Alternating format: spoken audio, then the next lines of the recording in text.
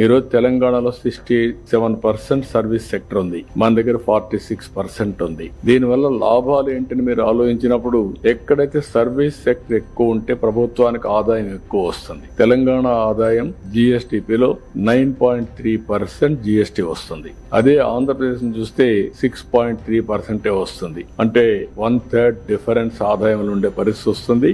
ఆదాయం పెరిగితే తద్వారా పెద్ద ఎత్తున సంక్షేమ కార్యక్రమాలు గాని, మనం అనుకున్న సూపర్ 6 గాని ఇవన్నీ ఇచ్చే అవకాశాలు ఉంటాయని చెప్పి కూడా నేను మీకు తెలియజేస్తున్నా.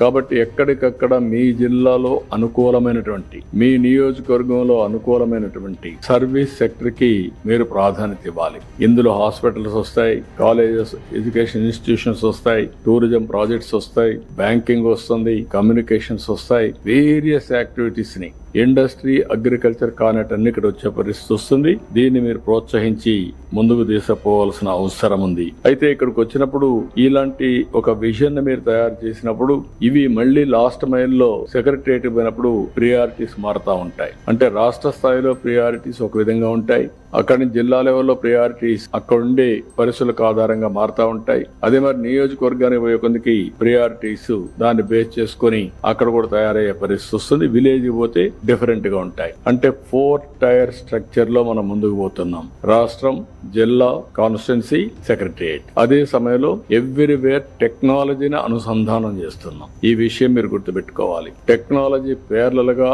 అన్ని స్థాయిల్లో 4 స్థాయిల్లో అనుసంధానం చేసుకుని ఎక్కడికక్కడ cost effective solution. Technology nowadays fashion కాదు, ఈ విషయం అందరూ గుర్తుపెట్టుకోవాలి. Technology is a game changer. టెక్నాలజీని ప్రాపర్ గా ఉపయోగించుకోగలిగితే ఖర్చు తగ్గుతుంది, స్పీడ్ పెరుగుతుంది, అండ్ ఆల్సో ఎక్కడికక్కడ అప్లికేషన్ కూడా చాలా సులభతరం అవుతుంది.